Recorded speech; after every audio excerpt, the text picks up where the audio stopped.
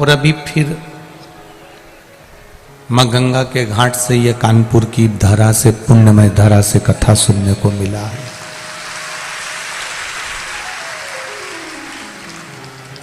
बड़ा मुश्किल है इस चित्त को परमात्मा तक ले जाना, पर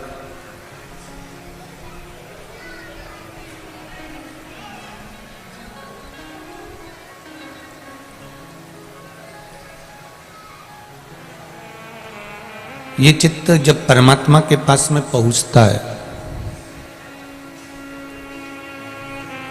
ये मन जब भगवान की शरणागति की ओर जाता है, तो जितने कदम आप परमात्मा की ओर बढ़ते हो, उससे 2 कदम ज्यादा परमात्मा आपकी ओर बढ़ता है, आपको अपना बनाने के।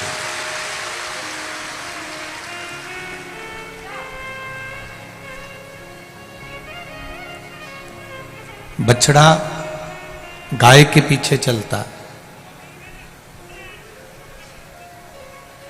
पत्नी पति के पीछे चलती है, चेला गुरु के पीछे चलता है, और मेरा महादेव एक लोटा जल चढ़ाने वाले के पीछे चलता है।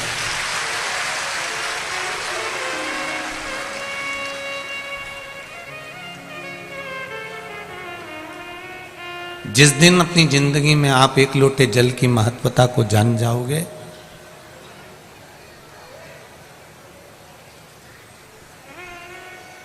वो एक लोटा जल का महत्व जिस दिन आपकी जिंदगी में आ जाएगा, उस दिन फिर आप कभी भटकोगे नहीं।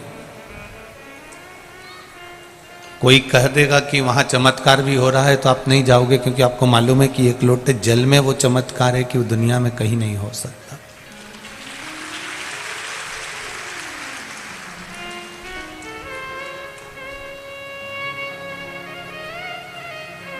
कानपुर वालों को तो बहुत खुशी मनाना चाहिए। कानपुर वालों को तो बड़े आनंद का विषय है कि केवल कई जगह पर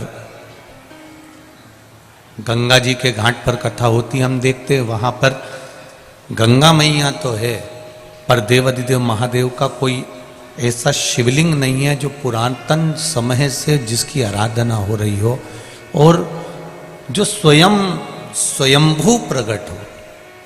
जैसे काशी के विश्वनाथ जी स्वयंभू प्रकट हैं, उज्जैन के महाकाल, केदारेश्वर, सोमेश्वर, भीमाशंकर, मल्लिकार्जुन, त्र्यंबकेश्वर, ऐसे ही कानपुर आने वालों को मैं निवेदन करना चाहूंगा, या कानपुर की धरा वालों से कहना चाहूंगा कि आप किस्मत वाले हो जो आनंदेश्वर आपके बीच में स्वयं विराजमान।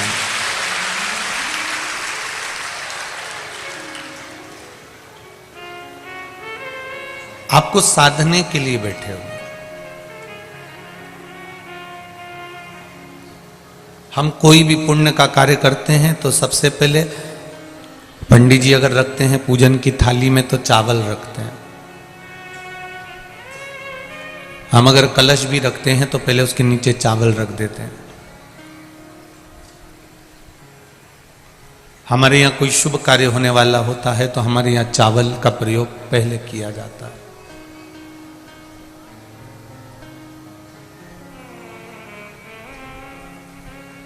सारी चीजों का प्रयोग बाद में है, पहले चावल का प्रयोग है। अक्षत,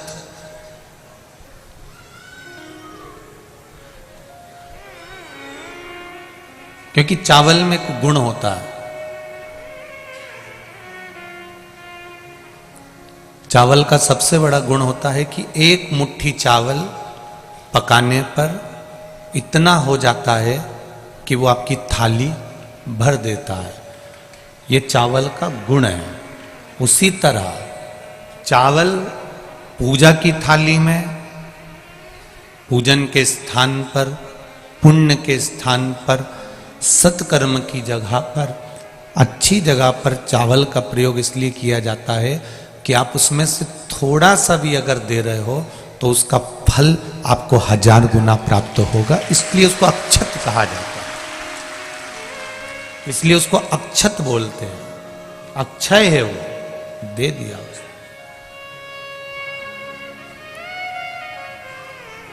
पुण्य, एक मुट्ठी चावल को हम पकाते हैं तो इतना सारा हो जाता है, उसी तरह पुण्य थोड़ा सा करने पर इतना हो जाता है। हम थोड़ा सा भी कर रहे हैं तो उसका फल हमको मिलता जरूर है।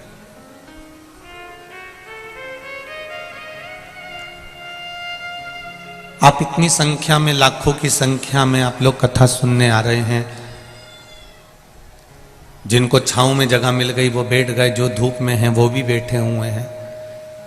और कोई 2 बजे कथा चालू होती है तो तुम क्या 2 बजे धूप में आके थोड़ी ना बैठते हो। सुबह 8 बजे से 7 बजे से अपनी अपनी जगह संभाल संभाल कर बैठ जाते हो, जहां देखो वहां पर बैठे रहते हो।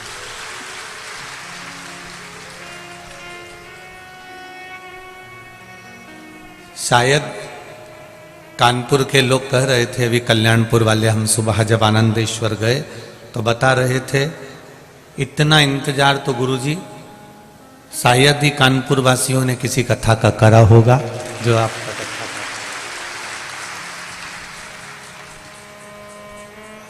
हमारा निवेदन केवल इतना है, आपने सियोर वाले महाराज को समय नहीं दिया है, ना सियोर वाले महाराज की कथा सुनने आए। आप शिव महापुराण की कथा सुनने आए हो, और वो कथा कल्याणपुर में कराने वाला भी, देखो ये कथा तो कानपुर में है, पर कानपुर का भी क्षेत्र चुना मेरे भोलेनाथ जी तक, तो पहली कथा का चुना है कल्याणपुर। मेरे शंकर जी भी चाहते हैं कि इनका कल्याण हो जाए।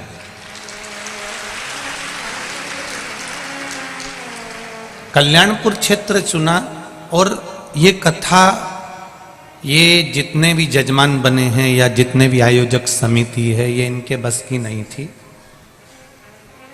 इनने तो पहले दिन की भीड़ देख के ही हाथ पटक दिए थे। सीधी बात है, जो है वो है। पर प्रशासन ने भी इनका कदम से कदम मिलाकर 2 कदम आगे चलकर पुलिस प्रशासन ने और यहां की प्रशासन ने साथ दिया। इनका साथ पत्रकारों ने, यहाँ के विधायक महोदय हुए, आमदार खासदार, अर्थात आपके यहाँ क्या बोलते हैं, महापौराधिक आदि जो भी हैं, उन्होंने पार्षद आदि जो भी हैं, उनका बहुत सहयोग और कहीं ना कहीं किसी न किसी रूप में मिला।